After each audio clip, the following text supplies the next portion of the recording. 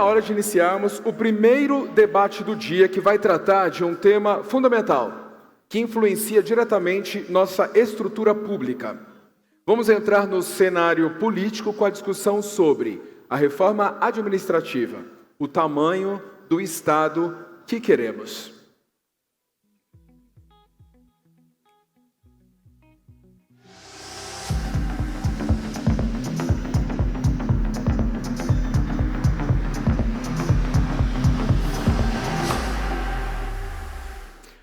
O presidente Leonardo vai receber aqui no palco o senador Efraim Filho, presidente da FCS, Frente Parlamentar de Comércio e Serviços pelo Senado.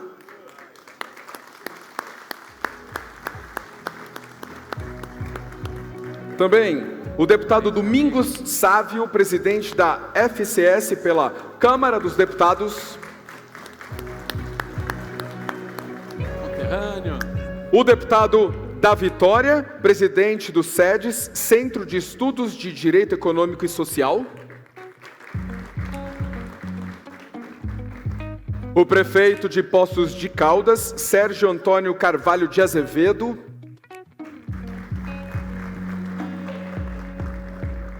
Também o presidente da UNEX, União de Entidades do Comércio e Serviços, João Galassi.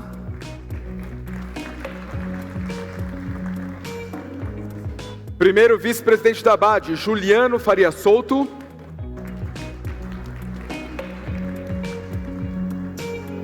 O assessor parlamentar da Action, João Henrique Rummel.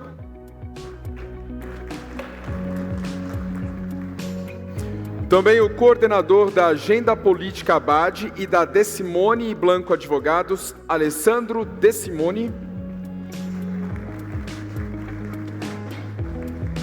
Nós convidamos também para esse debate o presidente do Confere, Arquimedes Cavalcante Júnior, que infelizmente não pôde estar hoje aqui com a gente. Então, com a palavra, Alessandro De Simone, que vai mediar o momento político. Podem se sentar, senhores.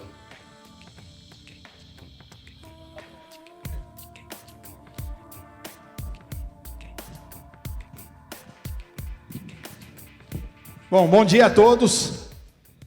Bom dia. Pessoal, alegria estar aqui com vocês mais uma vez, coordenando o painel Agenda Política. Já se tornou uma tradição, né, Léo? Aqui nos nossos eventos. E antes da gente começar o debate, eu só queria dizer que a ABAD, que é responsável, né, por gerar conteúdo para os seus associados, acabou de atualizar a sua cartilha, que é a cartilha com os principais temas, os temas prioritários e estratégicos que nós acompanhamos perante o Legislativo e perante o Executivo. Então, todos vocês vão receber essa cartilha aqui ao final, né, com os temas e a posição da ABAD, se favorável, neutra, etc. E é uma cartilha extremamente prática, com texto que nós propomos, né, de alterações e mudanças na legislação. Então, simbolicamente aqui, eu vou, valorizando a nossa cartilha, fazer uma entrega para cada um de vocês, por gentileza.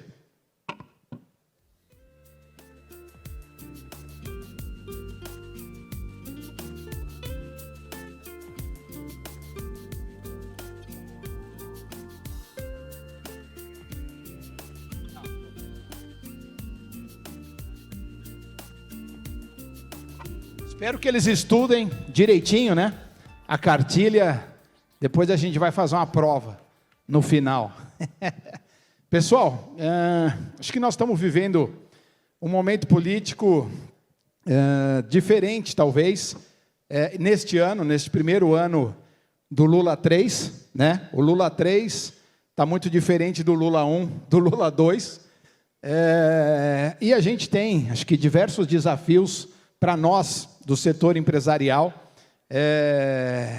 não só nesse finalzinho de ano, porque eu acredito que dezembro vai ser ainda um mês muito intenso, agenda política no Congresso, tem uma série de temas importantes que nos afetam, mas para os próximos anos, né? Então, se vocês me permitirem, eu queria começar contigo, João, esse bate-papo, acho que ninguém melhor que você para contextualizar aqui politicamente o que a gente está vivendo, mas eu queria te perguntar duas coisas, tá? Acho que a primeira dela, né, esse Lula 3 que a gente está vendo, a gente viu ao longo do ano uma discussão muito grande sobre economia, né? Os debates do governo têm sido sobre o déficit fiscal, zerar essa conta para o próximo ano, e atrás disso vem uma sede arrecadatória muito grande versus, né, uma vontade de aumento de despesa. O Lula quer viajar com a Janja, então acho que ele está deixando aqui, né, um espaço aberto para os ministros tocarem isso, e acho que é uma diferença grande do Lula 1 e do Lula 2, e o ano que vem a gente tem as eleições municipais, né, e com certeza o governo quer se posicionar no próximo ano. Então, conta um pouco para a gente, João, como é que está o ambiente, né, como é que foi esse ano, e o ano que vem, o que a gente pode esperar do cenário político brasileiro? Bem, mais uma vez, obrigado por estar aqui com vocês e a gente poder ter essa oportunidade de fazer esse debate. Bem, esse ano eu acho que ele se caracterizou no governo Lula de mostrar que a gente está vivendo uma nova fase. E qual é essa nova fase? A nova fase que a gente já vem falando aqui há 3 anos, que é o fortalecimento do Congresso Nacional. E eu gostaria de colocar, colocando que na última semana mostrou o potencial do fortalecimento do Congresso Nacional com 2 ações. Primeiro, parabenizando a frente parlamentar, tá certo? Que mostrou que o Executivo ele pode até propor, através de atos normativos, coisas que atrapalham o setor empresarial. Mas o poder do Congresso hoje ele tem como evitar, através de um projeto de decreto legislativo, modificando e sustando estas posições. Então, mostrou, mais uma vez, que o Congresso tem o poder dado pela Constituição para regar e tirar o excesso que o Executivo possa fazer junto às atividades. E isso foi demonstrado pelos parlamentares na semana passada, onde apresentou um decreto legislativo, a urgência de votação, e que isso o fez com que o ministro retardasse a decisão. E essa semana já estão tomando outras decisões, até para apresentar um novo projeto de lei e fazer uma política mostrando, mais uma vez, o poder do Congresso, que é não deixar atos normativos para o Executivo, que isso foi feito na época de exceção. É fazer leis auto-aplicáveis, onde você tem uma lei de Estado e não de governo, que pode ser mudado através de atos quando muda o governo. O outro ato importante de fortalecimento do Congresso foi a votação no Senado, tá certo? Através, já mostrando para o Judiciário que o Congresso também pode fazer lei, pode modificar a Constituição, trazendo mais seguranças jurídicas ao Congresso. Quanto ao governo Lula, ele hoje, na minha situação, esse ano, mostrou que o governo Lula tem uma dificuldade. É o tamanho da esquerda dentro do Congresso Nacional. Já está mais ou menos demonstrado, através da votação, que a esquerda dentro da Câmara dos Deputados tem em torno de 135 deputados. Isto não impede nenhum impeachment, tá certo? Então, ele não tem uma forma de maioria. O segundo ponto importante, que no Senado também ele não chega a 25 votos, também não impede nenhum impeachment e nem uma PEC. Isso depende de um acordo com o Centrão, e que isso depende não só com o Centrão, com os outros partidos políticos que têm linhas ideológicas diferentes e que vão ser tratados. O que trata nesse momento de muito importante, como o Leonardo fala, a única pauta que o Lula hoje colocou dentro do Congresso Nacional é a pauta econômica, porque ele não mandou mais nenhum outro projeto ideológico de postura de costumes, porque ele não tem voto e ele vai ter que negociar.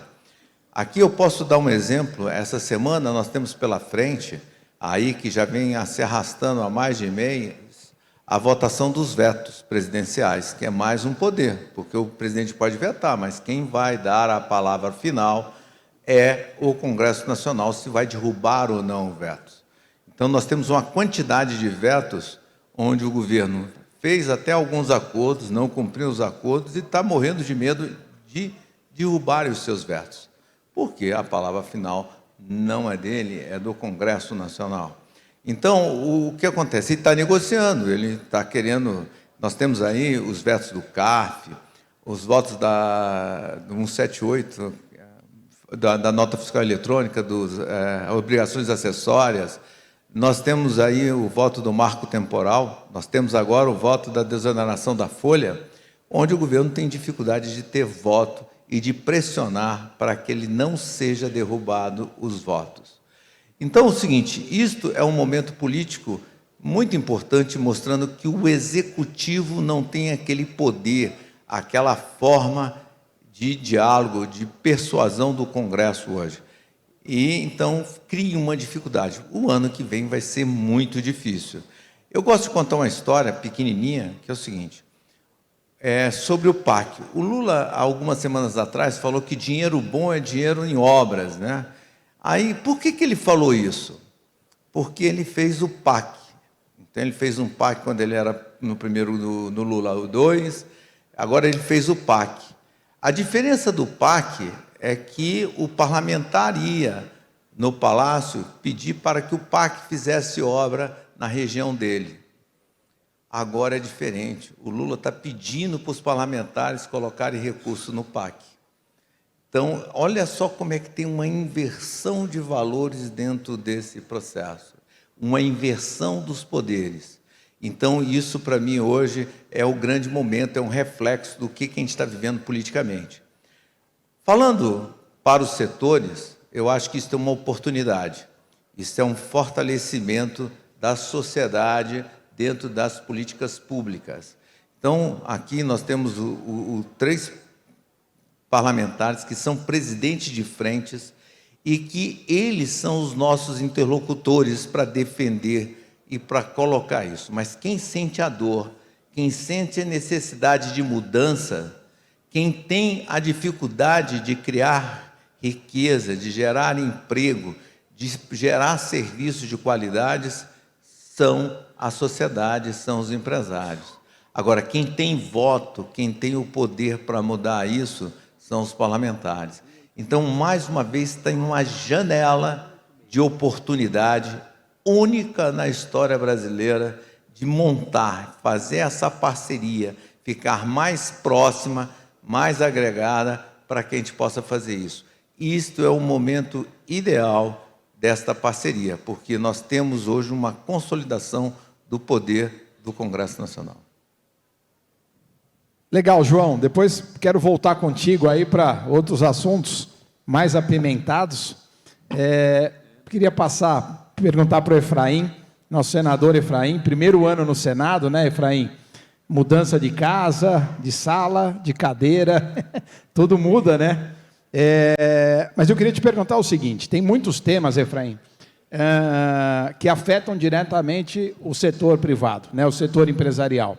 Então, a gente vê a tributação das offshores, a gente vê a tributação dos fundos exclusivos, agora a tributação dos incentivos fiscais, a gente vê desoneração da folha, trabalho aos domingos. Quer dizer, a impressão que nós temos é que tudo que foi conquistado nos últimos 4 anos, nós estamos com um risco muito grande de retroagir 20 anos com as coisas que estão caminhando agora pela frente. Então, eu queria que você pudesse nos contar, né, o seu papel e o papel do Senado, principalmente, institucional, dentro desses temas principais, né, e como é que a gente faz para a gente poder ter cuidado para que o governo não avance, né, em decisões e medidas que possam trazer aqui um retrocesso para o nosso setor produtivo, mas para o Brasil como um todo.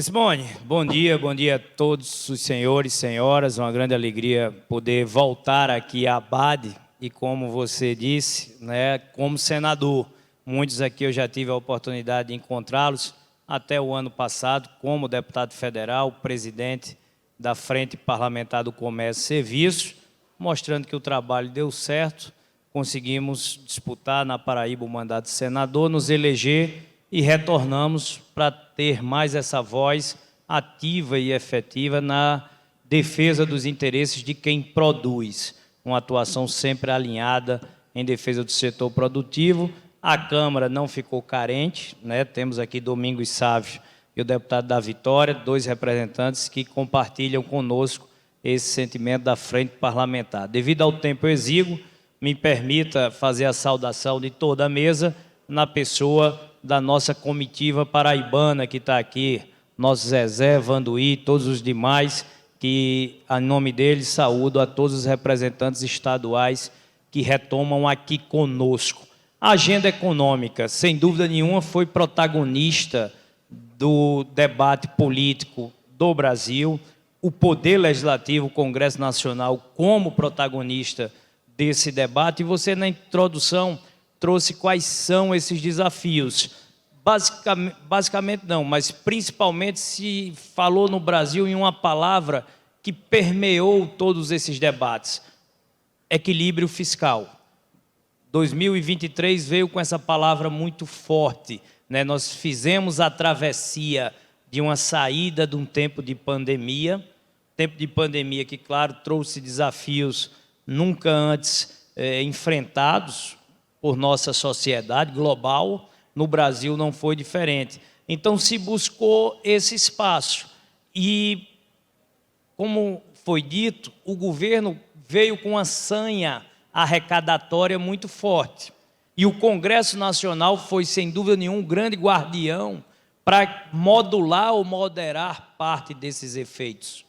Como um governo eleito, ele tem, né, a razão de encaminhar a sua agenda ao Congresso, mas o Congresso ele foi capaz de fazer essa moderação. Alguns exemplos: o arcabouço fiscal e o PL do CARF, né, foi aprovado na linha do que a agenda econômica do governo eleito caminhava, mas se fazendo a devida moderação.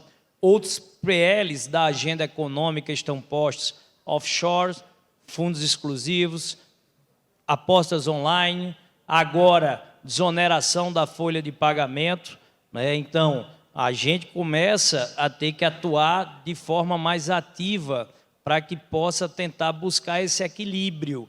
O caso concreto do decreto do Ministério do Trabalho sobre os domingos, o trabalho aos domingos e feriados.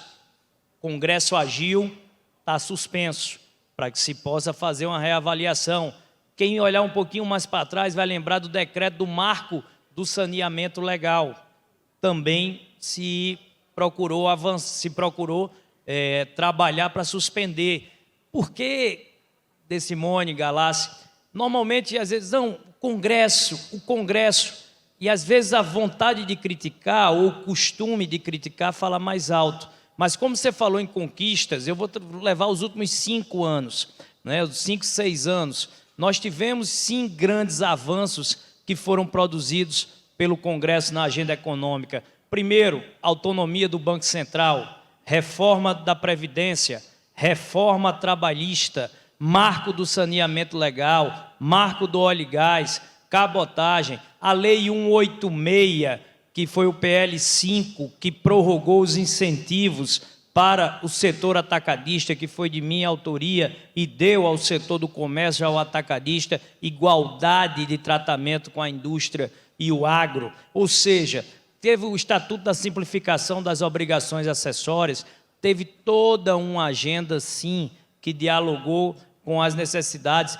Tem a reforma tributária, levaríamos os 50 minutos que nós temos aqui de painel para falar sobre reforma tributária. Eu acho que tem que deixar para outro momento, mas uma convicção minha muito pessoal. Eu sei que tem críticas, mas era preciso sim dar um passo adiante, era preciso deixar para trás um modelo que esse sim é consenso. O atual modelo do Brasil está esgotado, é arcaico, obsoleto, ultrapassado, só atrapalha quem quer produzir, nos joga nas últimas posições no ranking Doing Business, como um dos piores ambientes para se fazer negócio no mundo. E não adianta fazer remendo em tecido podre, vai rasgar de novo. Não era momento de mudar só uma regrinha ali, outra regrinha ali. E nós fomos buscar nas melhores práticas internacionais o modelo para ser adotado pelo Brasil. Não se inventou nada. Se foi buscar no IVA, o Imposto sobre Valor Agregado, as melhores práticas.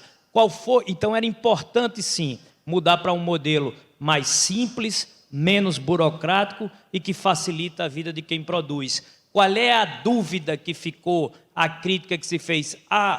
Quando se definir a alíquota, que não está definida ainda hoje, o Brasil poderá ter o maior IVA do mundo. Não acredito que terá. E se vier a ter, é porque nós já pagamos ele hoje. Só que ele está embutido em 5 impostos que são acumulados um pelo outro. O que vai acontecer é uma transformação em um único imposto, que aí sim a gente poderá identificar e cobrar, inclusive, do governo, que possa reduzir. Isso, inclusive, Simone, vai ajudar que quando se tiver uma alíquota, se mudou o modelo e o modelo é o melhor, o governo que quiser entrar é só baixar a alíquota, é só reduzir a alíquota. Então, quem tem divergência e pensa que daqui a 4 anos, ou 8, ou quando for, se pode ter uma alternância de poder, quando se tiver essa alternância de poder, é só chegar e reduzir a alíquota, porque o mais difícil e a grande conquista que nós tivemos foi mudar o modelo para um modelo mais simples e menos burocrático, e a alíquota se reduz com uma única votação. Então, e não tem que fazer toda essa discussão que foi preciso ser feita de um novo sistema. Qual é a grande vantagem, principalmente para quem está em diversos estados aqui? É mudar de 5.500 leis municipais de ISS, 27 leis estaduais com calhamaços de 1.000 regras de ICMS, PIS, COFINS e IPI, por uma única lei complementar que vai valer para todo o Brasil, para todos os entes federados. Esse é o grande ganho. Se vai discutir e vai continuar tendo debate, vai continuar tendo discussão entre fazenda, poder público e contribuinte setor produtivo, mas vai ser em torno da aplicação de uma única lei que vai servir para todos, e isso vai facilitar e acelerar muito o processo. Então, eu fiz questão de trazer essa agenda para mostrar, Simone, aí encerro, que quando se fala em equilíbrio fiscal, a gente viu várias medidas que o governo aqui quer arrecadar, e aí está o grande defeito. Se quer fazer equilíbrio fiscal sempre pelo lado da receita. No Brasil se esqueceu que equilíbrio fiscal também pode ser feito pelo lado da despesa. É a qualidade do gasto, é reduzir o custo, é reduzir a despesa, porque se você reduz a despesa, também lhe abre folga orçamentária para você fazer novos investimentos. Vocês vivenciam esses desafios todo dia nas suas empresas. Onde é que eu posso reduzir para poder me dedicar à atividade fim da empresa, que quer vender, né, quer inovar e quer buscar espaço no mercado? Então, dentro do prazo bem exíguo que nós temos aqui, teríamos muito ainda, né, a se falar, desoneração da folha de pagamento, eu vou deixar aí mais para os outros que possam dizer, mas é um crime contra o Brasil não desonerar a folha, voltar a onerar o emprego, né? É uma política pública que produz efeitos.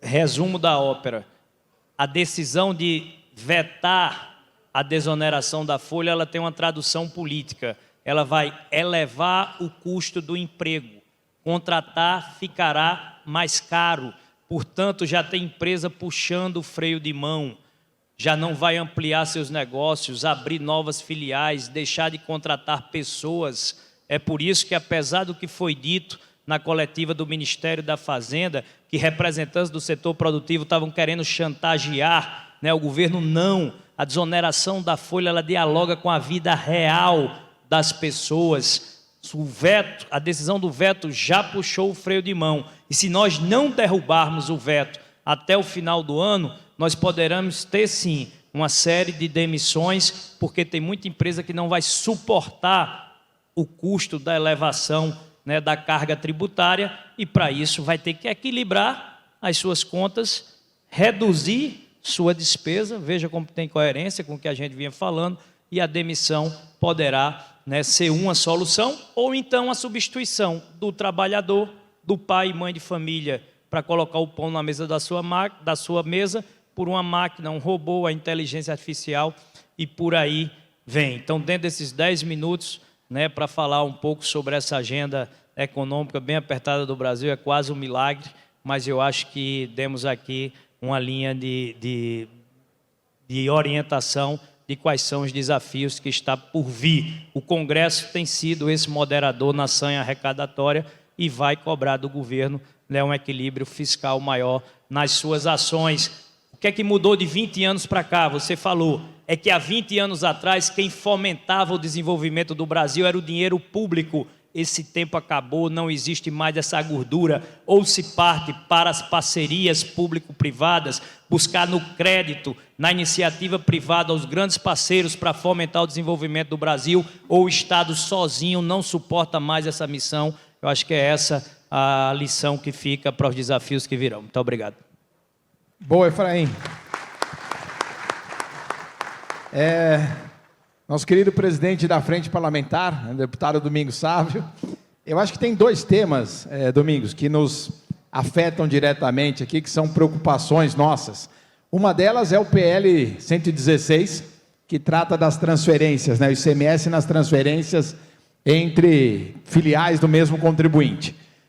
E nós não temos muito tempo, né? Nós estamos chegando perto do final do ano, se não fizermos nada, a gente vai ter uma mudança na sistemática que é prejudicial para o nosso segmento a partir de janeiro de 24. Então, nós temos que votar o requerimento de urgência e botar no plenário aí da Câmara dos Deputados. E o tema da desoneração, que a gente está apostando que esse veto do presidente ele vai ser quebrado também na casa. Então, como o João e o Efraim disseram, o Congresso tem um papel fundamental, né, a Câmara dos Deputados.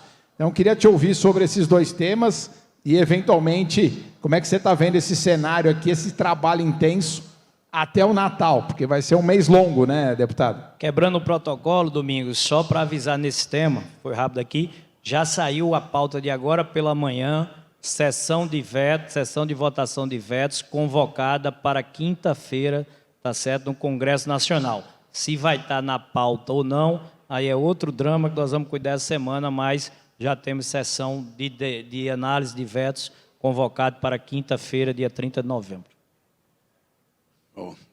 Bom dia a todos, a todas. Obrigado, Decimone, pela pergunta. Eu quero cumprimentar meu conterrâneo, amigo Leonardo Miguel, cumprimentar meus colegas de parlamento, senador Efraim, meu querido deputado da Vitória, cumprimentar todos os demais componentes, me permitam fazê-lo, na pessoa do nosso comandante, presidente da UNEX, João Galassi.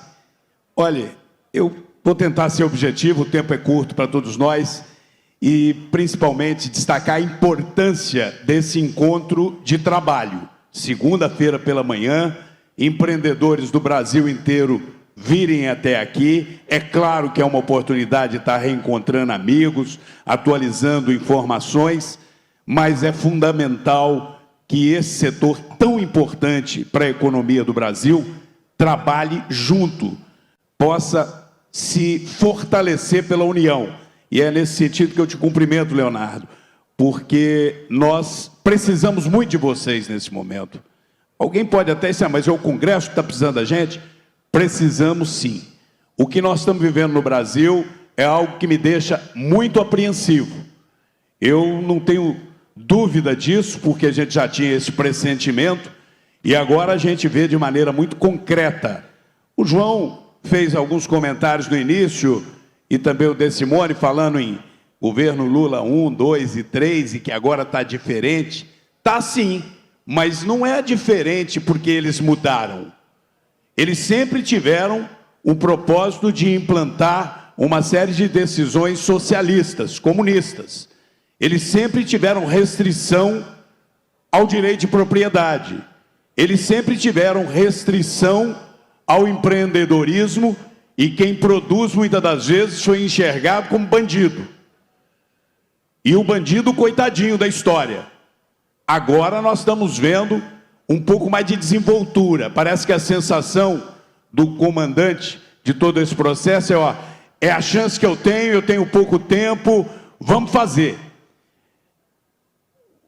O João dizia o seguinte, eles não estão entrando com pauta de costume. É claro que o presidente Lula não vai ele entrar com pauta de costume. Ele tem um exército lá de 100 e poucos que todo dia está brigando por algumas questões de costume que também nos preocupa, nos incomoda, porque aqui esse é um encontro de valores, mas não é só valores econômicos.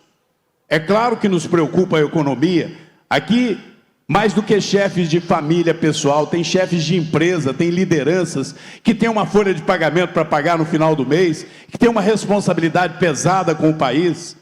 E é claro que nos preocupam os valores econômicos, o risco da nossa economia, mas nos preocupam também os princípios que formam a nossa nação, que formam o nosso jeito de viver, a defesa da liberdade, não só a liberdade de expressão, mas a liberdade de iniciativa, a liberdade econômica. E o que nós estamos assistindo? É uma atitude clara contra a liberdade econômica. Nós vimos alguns movimentos muito claros agora, essa semana, quando se vem com uma portaria do Ministério do Trabalho dizer: eu vou tirar sua liberdade econômica de trabalhar aos domingos ou no feriado, num processo de acordo com a sua equipe de colaboradores, que é o que está vigente e que está dando certo, que o mundo inteiro faz. Não, eu quero te colocar no cabresto, eu quero te subjugar à força e reestruturar a república sindical no Brasil. Eles é que vão mandar, vão dizer se você pode ou não pode trabalhar, porque é isso na prática que querem fazer. Dizer, ó, você pode trabalhar, se você atender todas as minhas exigências, botar literalmente a faca no pescoço. Vocês sabem disso, já passaram por isso. Então é hora de reagir. E nós reagimos no Congresso. Tomar atitude na terça-feira, véspera de um feriado. Na quinta-feira nós já estávamos nos articulando entre nós. Na segunda-feira eu estava em Brasília. Terça-feira, requerimento de urgência para aprovar um decreto legislativo, derrubando a portaria. Aprovamos o decreto legislativo.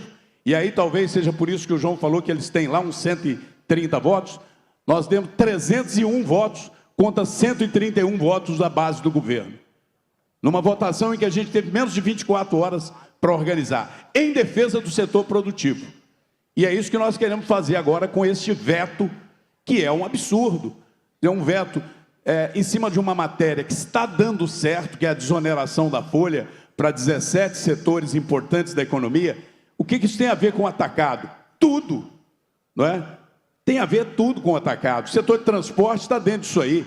Quem aqui consegue operar sem o transporte? Proteína animal está dentro disso aí. Né? O atacado trabalha com proteína animal, o vestuário, né? O setor calçadista. Aqui está me lembrando o nosso presidente. O setor de transporte é irmão siamês do atacadista, porque inclusive vários possuem empresas de transporte. Então, esse veto, ele vem na contramão da história, dentro dessa sanha arrecadatória de um governo que não tem limite para gastança. Saímos de menos de algo em torno de 20 ministérios para 37 ministérios. Saímos de um país que até no ano de 2022 estava com superávit primário para um déficit primário que deve fechar o ano com 140, 150 bilhões de déficit primário. E de um arcabouço, que esse sim, eu mesmo contrariado, mas nós conseguimos melhorar, e aí eu votei a favor, para ter uma regra de limite, entre outras coisas, porque lá estava programado déficit zero para o ano que vem. Aí já querem romper com o déficit zero. No bolso de quem? Dos senhores e dos consumidores brasileiros, que é um dos países que paga mais imposto no mundo. Então, na verdade, nós temos que estar atentos, e nós temos que ser resistência a esse processo. Por isso, uma reunião de trabalho como essa é importante. E por isso nós precisamos de vocês. Sabe por quê? Eu vou sair daqui para Brasília e nós vamos brigar para colocar na pauta de quinta-feira o veto do presidente contra a lei que aprovamos, que mantém a desoneração da folha. Mas eu preciso que os líderes dos diversos partidos, inclusive a maioria deles hoje já dentro da base do governo, se sensibilize conosco e nos ajude a fechar a questão de que não vamos votar as outras matérias, porque se nós votarmos, os vetos que estão lá são aqueles que trancam a pauta. Este veto foi a semana passada, ele não tranca a pauta.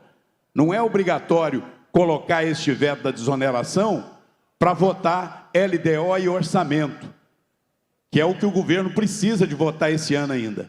Nós temos que fazer uma negociação em defesa do país e dizer: só votamos orçamento e LDO se colocar na pauta para a gente derrubar o veto da desoneração da folha.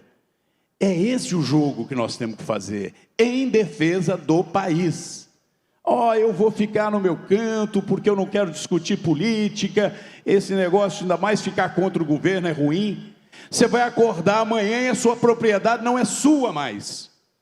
Você vai acordar amanhã e você não tem autonomia para tocar o seu negócio, se nós não reagirmos enquanto é tempo. Então essa é a contribuição que eu vim trazer, Léo. Espero ser compreendido, não como um pessimista, mas como alguém que tenha consciência que nós temos o dever de reagir em defesa do que nós acreditamos, que é um país livre, que é uma economia que seja respeitada pelo governo, regras claras, segurança jurídica. Quando eu apresentei a PEC, que ganhou o nome de PEC do Equilíbrio, eu levei pancada de alguns veículos nacionais de comunicação, e embora a minha PEC ainda esteja parada na Câmara, e ela foi a primeira proposta a aparecer no Congresso Nacional desde a Constituição de 88, para questionar os abusos do STF, eu estou me sentindo feliz, porque acordou o Senado. E 15 dias depois que eu consegui o número de assinaturas suficiente e protocolei a nossa PEC do equilíbrio entre os poderes, o senador Rodrigo Pacheco se movimentou, colheu a assinatura e protocolou na sequência uma PEC que começa, ainda não é o suficiente, mas começa a estabelecer equilíbrio entre os poderes. Isso é fundamental, gente. A menos que a gente não queira viver num país livre e democrata. A menos que a gente queira se sujeitar ao que a gente já viu ao longo da história da humanidade, no passado e no presente, e que nunca deu certo em lugar nenhum do mundo, e em tempo nenhum da história, que é a implantação de comunismo ou de regimes totalitários. E a reação depende de cada um de nós, e não só de quem está eleito, mas do apoio de vocês, das pessoas que ainda tiverem coragem, porque é preciso coragem para dizer, não vamos ser subjugados, vamos reagir e defender a liberdade econômica, que é fundamental para a gente, como vocês, que empregam e fazem o desenvolvimento do Brasil. Parabéns por estarem aqui, parabéns pela iniciativa e contem conosco lá no Congresso Nacional. Obrigado, deputado. Da Vitória, está conosco aí bastante tempo, né? Nos ajudando muito também. E aí eu acho que vale a pena a gente passar, pelo menos, só na questão do timing da reforma tributária, né? Entender como é que isso está na Câmara, se esse ano ainda tem chance de acontecer alguma coisa, né? Porque o Senado fez o papel dele e devolveu com as alterações. Então, acho que é legal contextualizar todo mundo a respeito disso, né? O projeto 116, que se você puder reforçar aqui esse tema, porque é muito preocupante para a gente, né? E aí, quantos votos nós precisamos, né? Precisamos falar com o Arthur Lira, precisamos aprovar o regime de urgência. Quantos votos nós precisamos? Porque para isso, gente, nós vamos precisar de todas as filiadas da ABAD que provoquem seus deputados federais para que a gente possa, né, ter o requerimento de urgência aprovado e depois, obviamente, aprovar o PL, né? Então, deputado, por favor. Muito bom, Simone. Bom dia. Mais uma vez aqui nesse encontro da ABAD, encontro de valores deste ano. Já me sinto sócio nesse ambiente aqui, convidado pelo nosso presidente Leonardo, que eu quero abraçá-lo e também saudar a todos os membros da ABAD. Me permito, em nome do César, que representa a ABAD do nosso estado, lá junto com o Sincades e a FEComércio.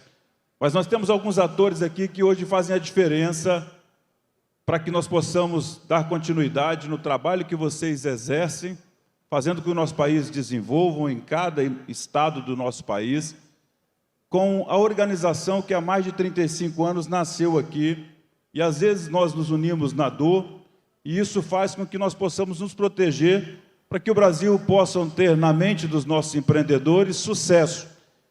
E vocês têm duas pessoas hoje que representam a nossa sociedade brasileira, que estão aqui, que vocês podem se orgulhar pelos requisitos que eles conduzem, tanto no Senado quanto na Câmara, de comprometimento e fidelidade ao setor do comércio e serviço. Está aqui o senador Efraim, que eu sou testemunha e hoje parceiro dele nessas missões. E está aqui o nosso presidente da Frente Parlamentar do Comércio e Serviço, Domingos Sávio, que divide com o senador Efraim, e é um lutador constantemente, semanalmente, em vigilância das pautas importantes para aqueles que geram oportunidades no nosso país. Alguns atores já contribuíram aqui antes de mim, mas o João Henrique fez uma fala, e ele é o nosso eterno consultor no Congresso Nacional, do momento em que nós vivemos na inversão de valores. Há um tempo atrás, quando nasceu o Abad, talvez vocês não precisariam estar se organizando, estar ladeado, presidente, junto ao Senado, ombreado junto à Câmara, para que pudesse estar em vigilância daquilo que às vezes mudam algumas regras que comprometem ou até extinguem uma determinada área da economia do nosso país, por conta da força que tinha o governo federal, e a gente dialogava sempre com o governo federal para as mudanças que nós tínhamos, nosso presidente João Galassi.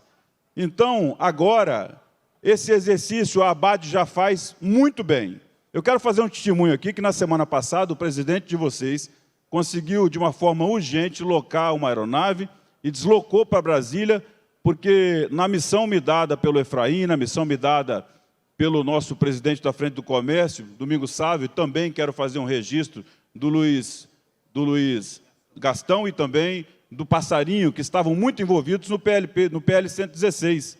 Esse muda diretamente, eu já ouvi de muitos empreendedores, não só do meu estado, a tributação em relação ao deslocamento da mercadoria para a mesma pessoa jurídica, um depósito de vocês para o setor de distribuição. E isso corre um risco de agora, a partir do 1º de janeiro de 2024, ter essa mudança. Nós estamos no apagar das luzes, chegando ao final do ano legislativo, né? O acordo feito do Concefaz teve uma mudança de interpretação pela provocação do Estado do Rio Grande do Norte, mas que alcança a grande maioria desse setor. Nós vamos trabalhar e nós vamos conseguir fazer que seja, já está pautado, vamos conseguir fazer que seja votado em regime de urgência e aprovado ainda neste ano, para que a gente possa dar a segurança jurídica que vocês precisam. Essa história já aconteceu por algumas vezes, na percepção, no feeling, no comprometimento da Abad, que buscou o senador Efraim, então deputado naquela época, colocou o PLP 05, que eu tive a honra de poder conduzir a relatoria, e deu essa segurança, estendendo os nossos incentivos fiscais até 2032. Olha a força que tem essa entidade quando está próximo de quem hoje tem uma boa musculatura, que é o Congresso Nacional. Então, agendas como essa, é que aqueles que têm a oportunidade, nem todo mundo tem a disponibilidade de poder estar se atualizando, estar vendo a importância que é no cenário nacional. Uma mudança num ato normativo muda toda a contratação, todo o formato de você prestar um serviço aos nossos supermercados, às nossas empresas, que possam trabalhar no final de semana, que possam trabalhar no domingo. E o Congresso se apresenta ali, se coloca firme para que a gente possa colocar instrumentos que possam derrubar esse decreto legislativo. Quando eu protocolizei o meu, mandei para o Leonardo, já devia ter uns 4 na minha frente, que são parlamentares voltados, hoje, sabendo da importância que é apoiar aqueles que geram emprego, que geram renda e, consequentemente, vão fazer o nosso país desenvolver. Eu sou presidente do Centro de Estudos e Debate Estratégico da Câmara dos Deputados.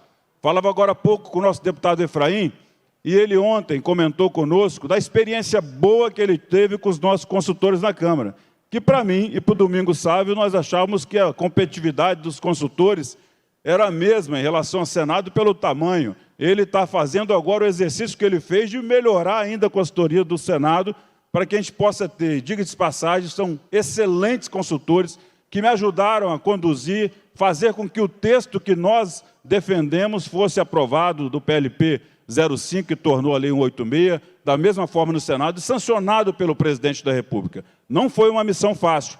Enquanto muitas pessoas, aqui falado pelo Domingos Sávio, ficam nas extremas, nos pontos, degladiando, um de cada lado da trincheira, até porque não tem assunto mais, as pessoas não querem saber do que o Brasil precisa para desenvolver, do que nós temos que dialogar no Mercosul, do que nós temos que dialogar com a União Europeia. Nós, às vezes, ficamos pautados nas posições ideológicas e pessoas que têm sucesso nos negócios, sucesso na vida pessoal. A gente precisa puxar para a gente, porque a vida continua. O Congresso está lá, o governo está lá, o orçamento está lá. Mas se a gente não tiver uma habilidade de dialogar com todos os partidos, não importa, a sua convicção não vai mudar, mas às vezes você precisa de voto da direita, da esquerda, para fazer com que o Brasil continue avançando. Eu decidi torcer para o Brasil e estou lá nessa missão. Acredito que foi por isso que fui buscado aqui pela ABAD, fui buscado também pelo Comércio Internacional, sou presidente da Frente Parlamentar do Comércio Internacional, que nós demos vitórias recentemente na sua proposta, que incluímos na Lei 186, e eu estou à frente também desse centro de estudo. E nesse momento que vivemos a pandemia, todos os desafios que a gente tem, nós podemos tirar proveito para poder fazer melhor. E a pandemia, com todas as dificuldades, com perdas que nós tivemos, com vidas, mas ela nos ajudou a otimizar.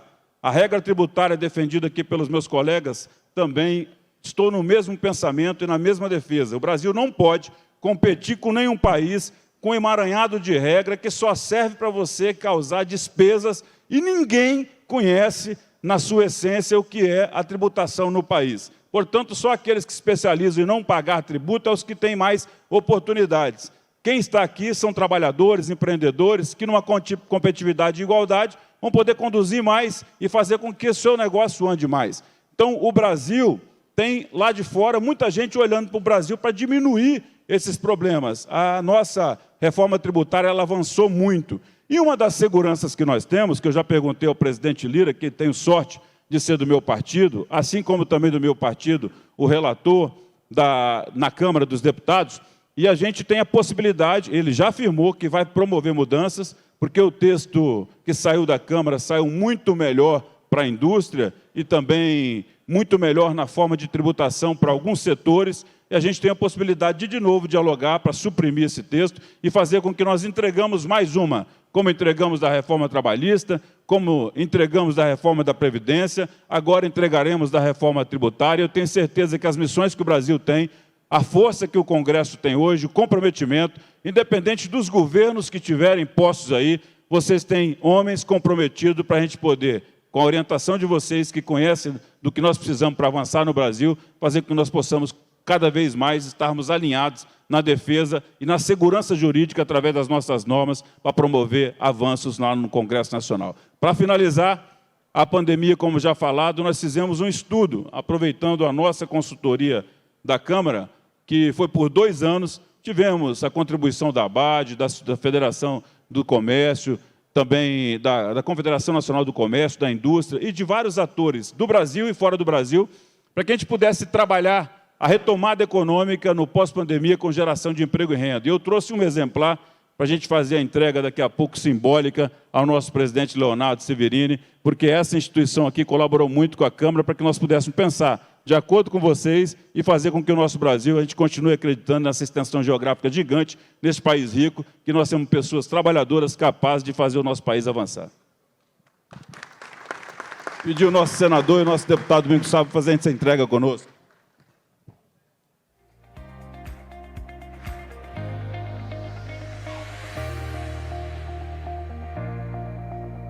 O livro que o presidente Leonardo Severini recebe das mãos do deputado da Vitória tem o título Retomada Econômica e Geração de Emprego e Renda no Pós-Pandemia. E esse é o volume 1 e o volume 2. Léo, por favor. O som do presidente. Oi, pronto. Só fazer um complemento rápido aqui em cima do PL 116. A gente tem uma urgência muito grande em cima desse PL, porque muitos daqui dos associados estão em mais de um estado, né? E esse PL fere diretamente o princípio constitucional da não cumulatividade do ICMS. Nós estivemos juntos no almoço da Frente Parlamentar na semana passada, em que felizmente teve um dos ministros presentes, o ministro Alexandre Padilha, que ali tomou a palavra em nome do governo, se manifestando favoravelmente à tese. Então, o que nós temos que fazer agora, de fato, é trabalhar para que a gente consiga inserir na pauta a urgência urgentíssima, porque aí, além de votar a urgência, vota o mérito também, e a gente sana esse problema que para nós é grave, se a gente passar de um ano para outro. Senado já votou, agora falta a Câmara, e da Câmara cabe a sanção, tá certo? Eu realmente não havia mencionado, tinha deixado para o da Vitória, o requerimento de minha autoria, com o apoio de vários líderes, portanto, com um número regimental de assinatura, está protocolado na Câmara e está na pauta. O que nós vamos fazer hoje ainda é trabalhar com Arthur Lira para que vote o requerimento e vote o mérito. Mas, mais do que pedir isso a ele, é que seja o primeiro item da pauta, porque está na pauta desde a semana atrasada. Semana passada, por 2 vezes, a gente tentou votar e, normalmente, a pauta vem com 20, 30 itens. E chega 2 horas da manhã e aí acaba o quórum e não vota. Então, nós temos essa missão. Eu e o da Vitória, principalmente, porque o Efraim já fez o dever de casa no Senado, ele já ajudou a aprovar. Vocês se arrochem lá na Câmara. Vocês se arrochem e botem esse negócio para votar. Seguindo aqui com o nosso bate-papo, passar antes para o Sérgio, né, prefeito de Poços de Caldas. Sérgio, você está do outro lado da moeda, né, no Executivo, não no Legislativo.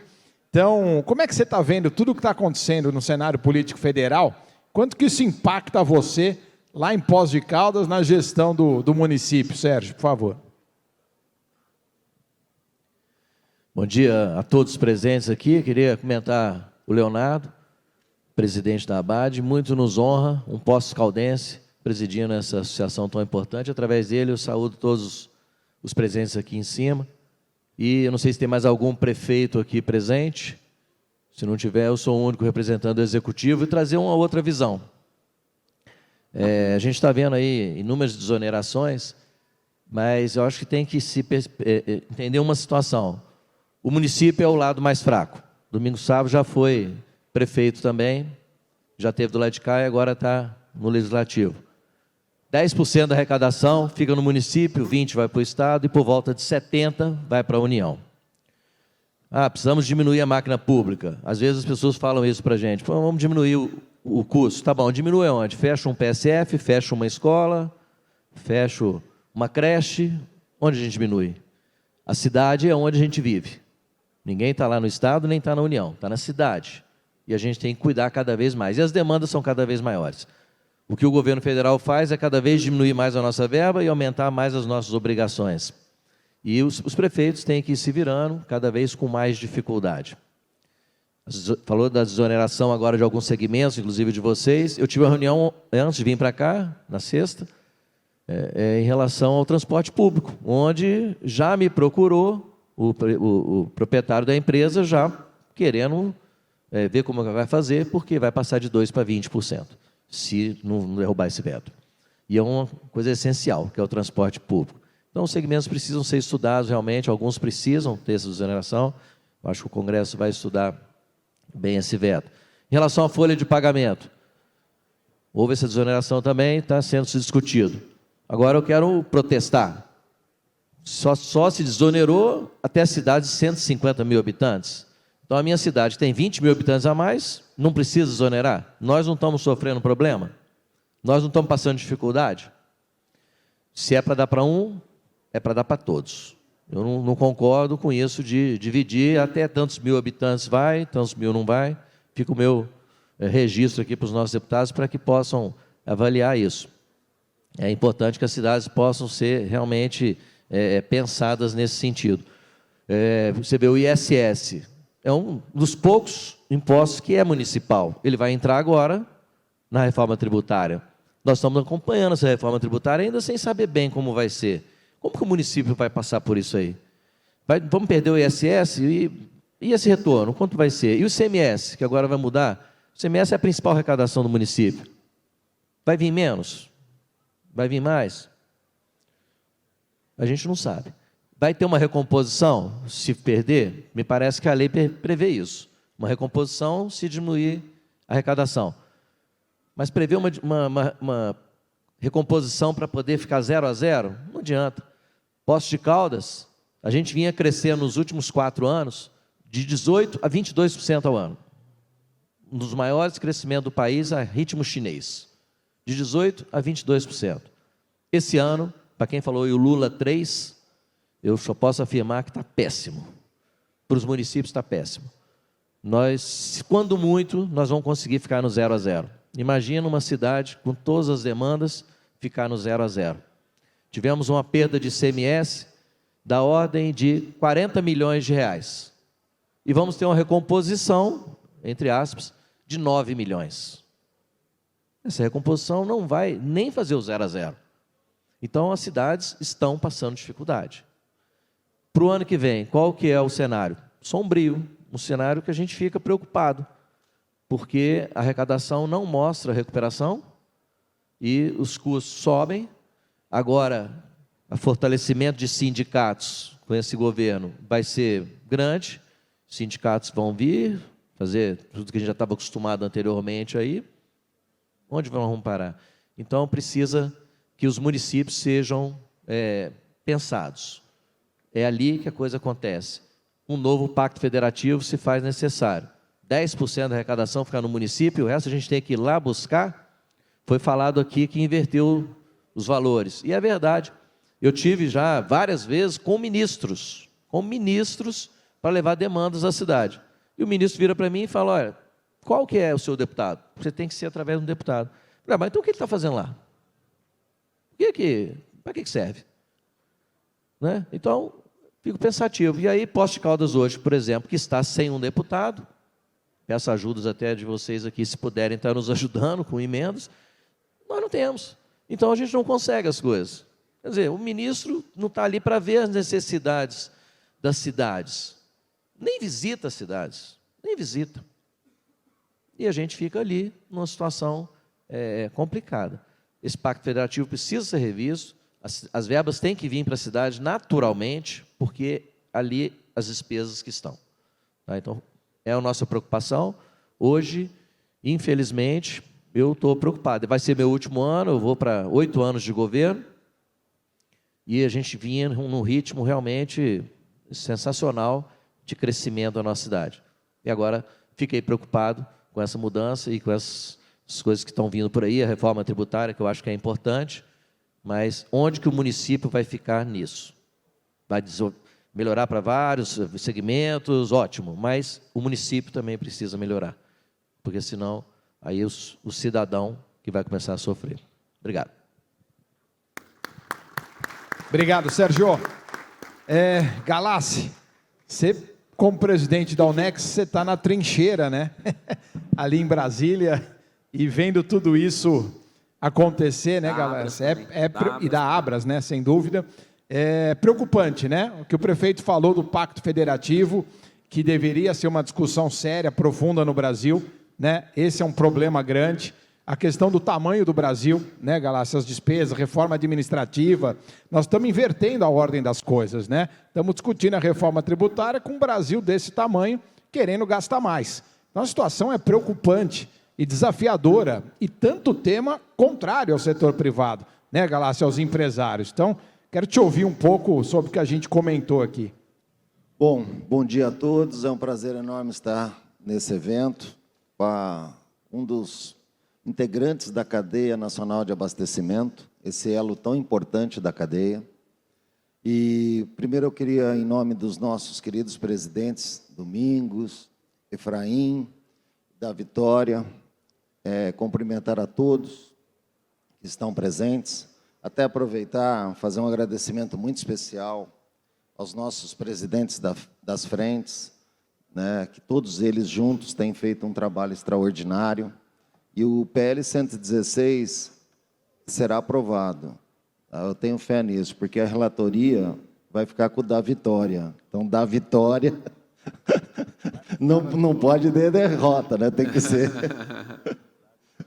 E queria também aproveitar, fazer um agradecimento aqui ao Leonardo, porque talvez, e até um depoimento público, todos vocês sabem que ele trabalha, sabem que ele se dedica, mas talvez não tenha a noção do quanto.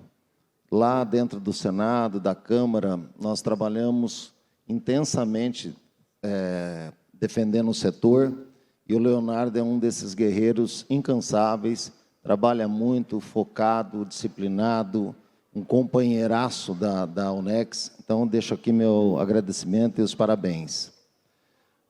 Bom, nós pegamos uma história aí com a reforma tributária, eu tive um aprendizado muito grande, porque no início da discussão da reforma tributária, se convenceu a sociedade brasileira que, ou pelo menos parte dela, que nós deveríamos de ter uma alíquota única e a diferença dessa alíquota única seria devolvida com um cashback.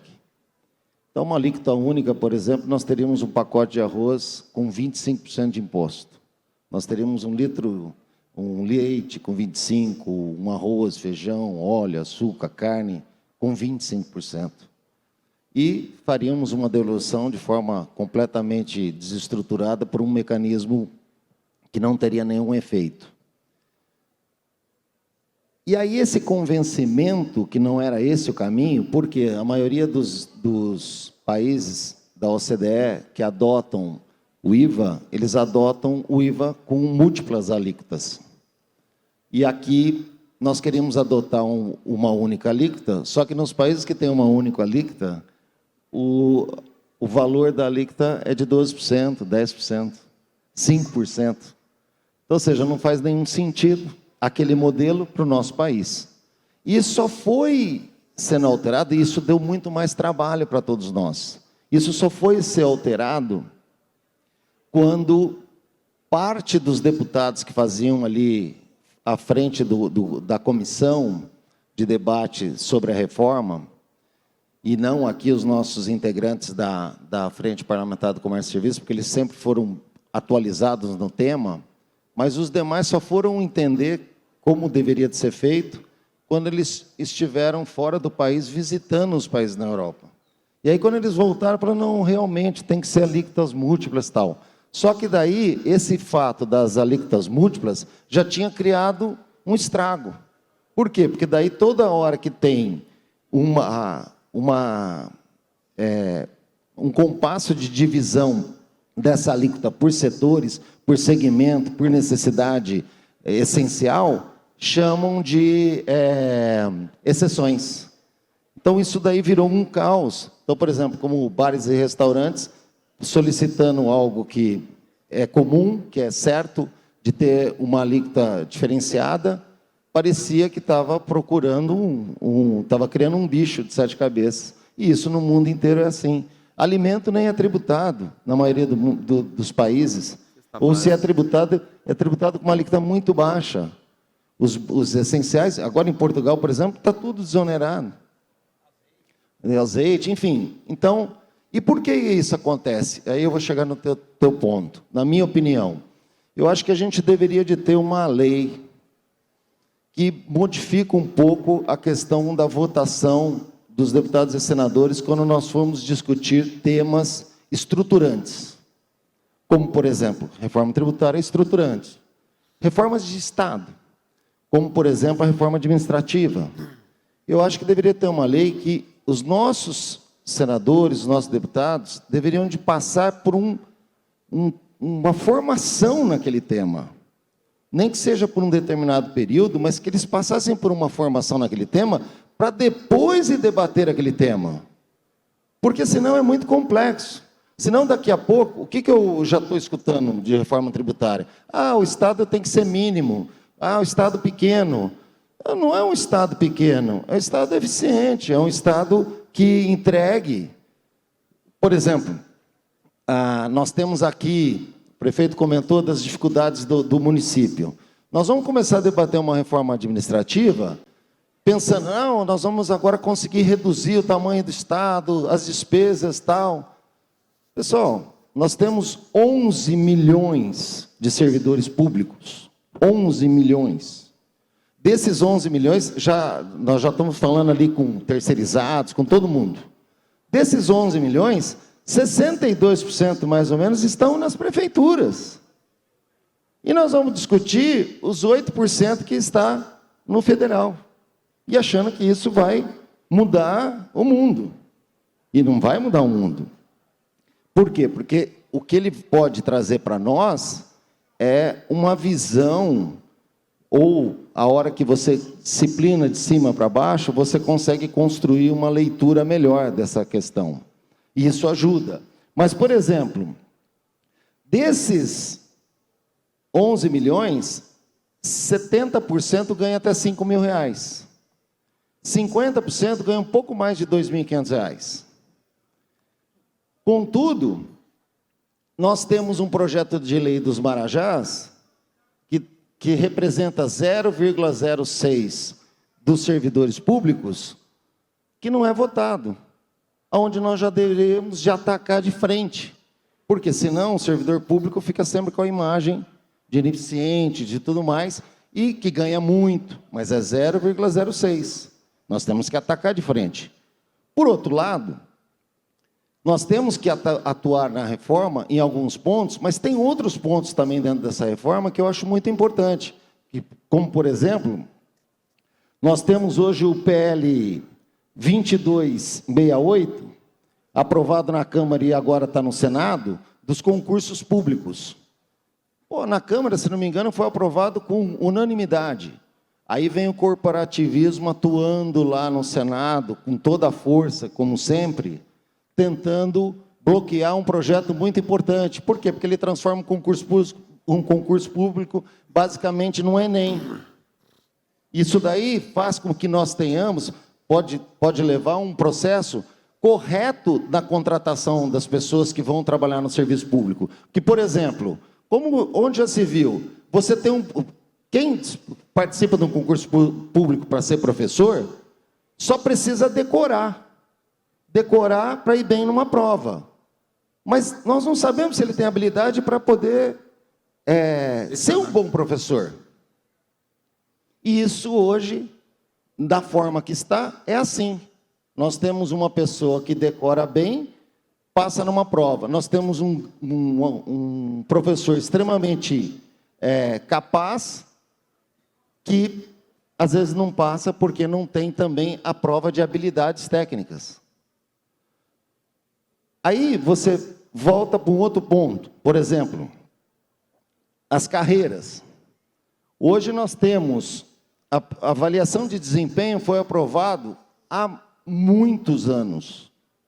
E a avaliação de desempenho, por exemplo, poderia resolver a questão do desempenho realmente do servidor público, para que nós possamos cobrar dele uma eficiência. Só que foi aprovado há muitos anos e nunca foi regulamentado.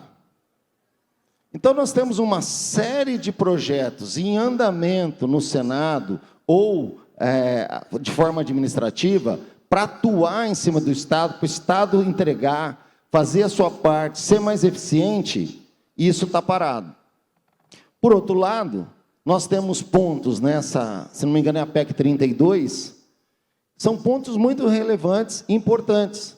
Só que, basicamente, ele vai tratar das questões de recursos humanos do servidor público, onde nós não atuamos, por exemplo, sobre a área,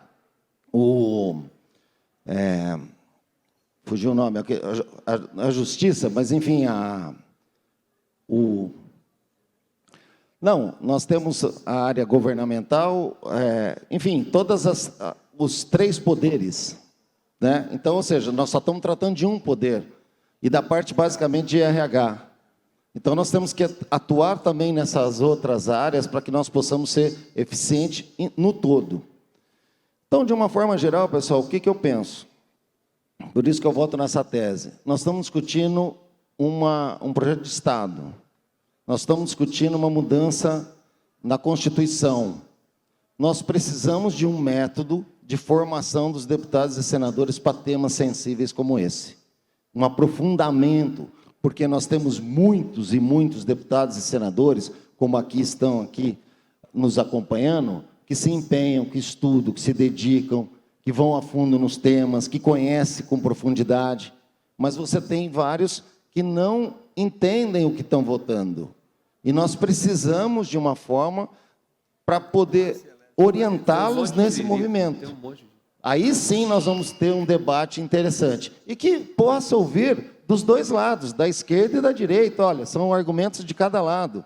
Porque nós sabemos, por exemplo, é claro que, por exemplo, a esquerda ela não gosta de reformas estruturantes. A direita já não, ela quer reformas estruturantes. Só que, no fundo, o Estado, assim como uma casa, ela precisa de reforma ao longo do tempo.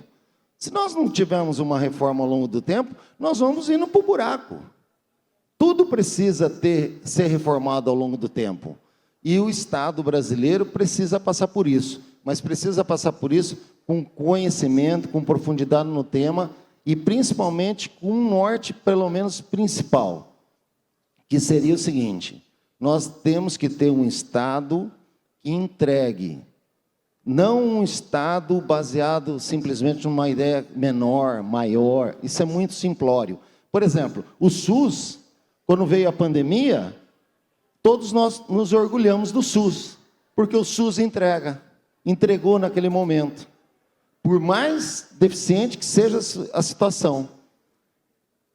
Então, é isso que eu penso, ou seja, formação dos nossos deputados e senadores para temas estruturantes e profundidade nos temas com cuidado principal, porque o Estado, quando está lá na Constituição, direito à vida. Bom, se eu tenho direito à vida, então quem é o responsável de garantir essa vida? O Estado. Se o Estado é o garantidor da vida, então ele tem que ter um bom policiamento, ele tem que ter um sistema de segurança pública eficiente. E se nós tratarmos, a hora de fazermos uma reforma administrativa, simplesmente que esse movimento da reforma administrativa traga uma ineficiência para que esse Estado cumpra a sua obrigação, nós teremos problema. Por outro lado, se nós não tivermos uma eficiência, nós teremos uma carga sobre esse trabalhador que impede o desenvolvimento econômico do país. É isso. Obrigado, Galás. Juliano, nós estouramos o tempo aqui, né?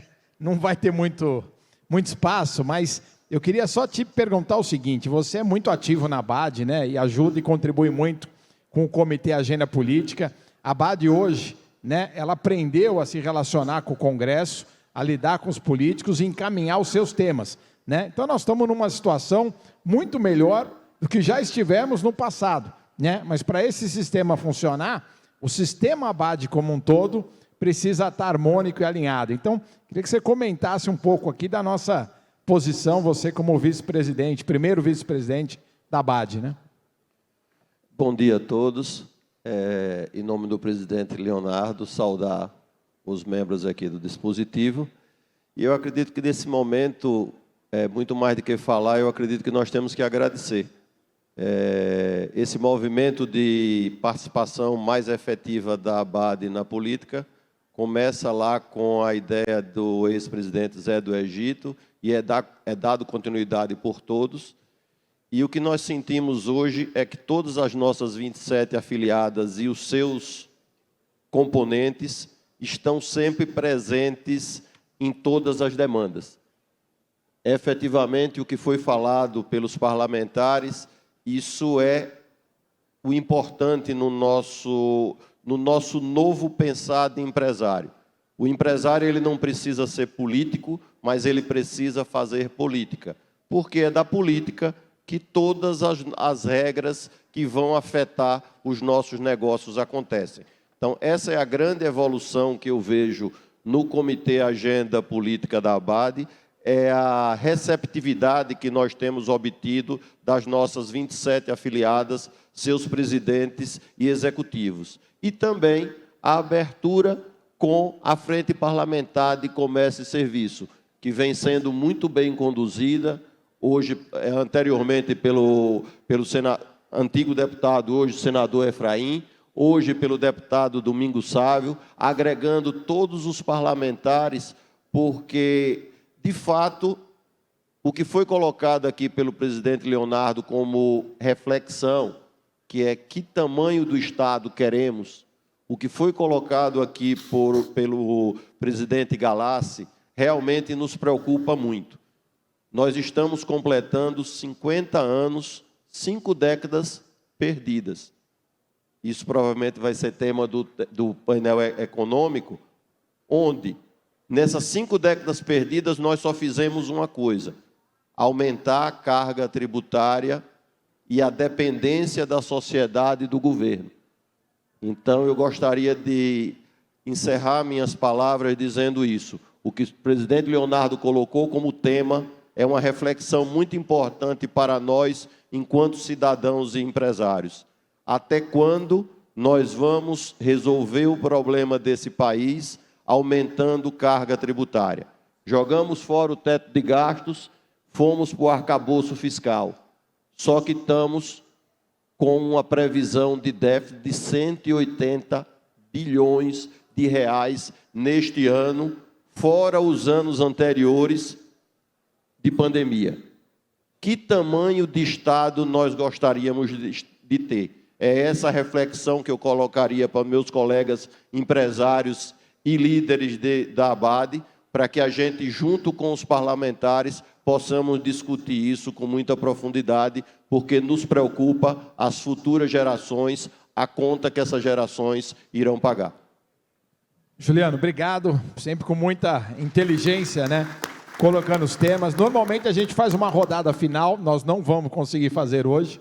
Queria agradecer a todos e passar para o Leonardo finalizar. Léo, por favor, nosso painel. Bom, Ale, diante de tudo que já foi falado, eu só tenho a agradecer, em primeiro lugar, a presença de vocês aqui, que se faz gratuitamente, justamente pela afinidade que todos têm com a ABAD, com a sua diretoria também, tanto o presidente hoje da Frente Parlamentar na Câmara, deputado Domingos Sávio, meu querido amigo Efraim Filho, com quem construí uma amizade ao longo de anos aí, que é presidente também da Frente Parlamentar lá no Senado, ao da Vitória, que desde que a gente se conheceu, a gente teve uma empatia muito grande.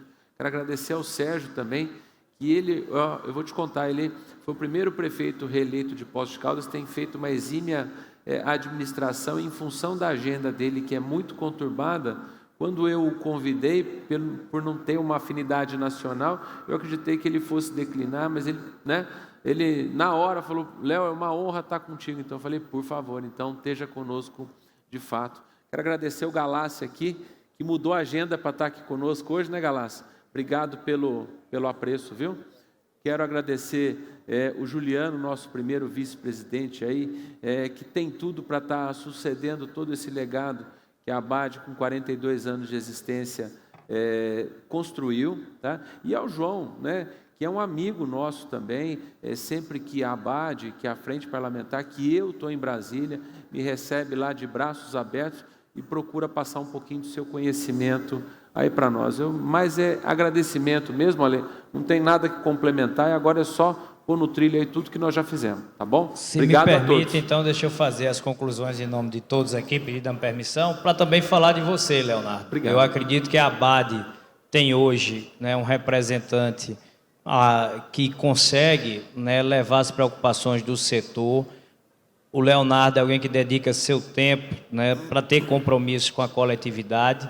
E já que a gente falou tanto em mudanças de 20 anos para cá, um dos temas que, com certeza, quem tem essa memória vai perceber que mudou, é essa interlocução entre o setor produtivo e o Congresso, né? Se transformou numa agenda mais transparente, mais clara, né? Entidades se fortaleceram nesse papel. A Unex, João Galácio, que você hoje preside, né, montou esse guarda-chuva que traz diversas entidades. Aqui está a GS1, está a Abrazel, está a Abras, está a ABAD, tem mais 4, né, que não estão aqui hoje, mas que fazem essa interlocução existir. Para a gente que é parlamentar, é muito bem-vindo essa interlocução, até porque quem tem a expertise no dia a dia são vocês.